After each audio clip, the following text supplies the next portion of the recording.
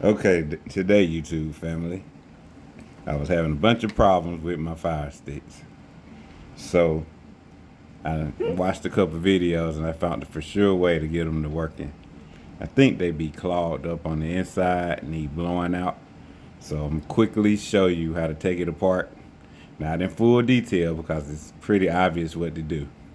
Alright, so first we're gonna get the one we're gonna work on. I'm gonna take a screwdriver with a flat head preferably.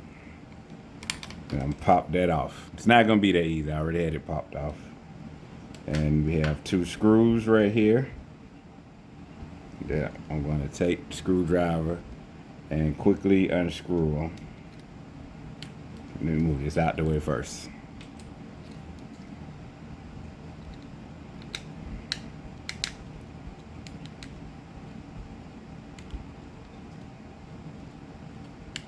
That's screw one.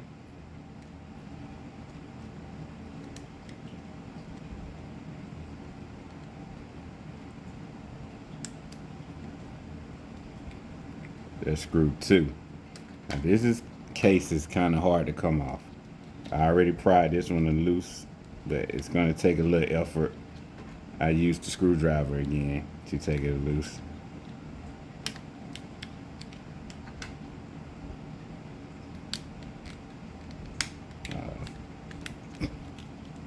Need to edit.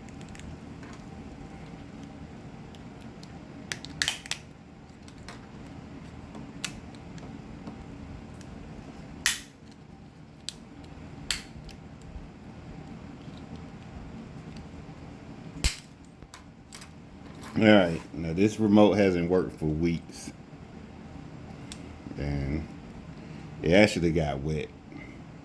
So I took it out, I took a blow dry, I dried it out, and cleaned inside the thing right here where I think dust clouds the sensors up. And I'm gonna mash the home button.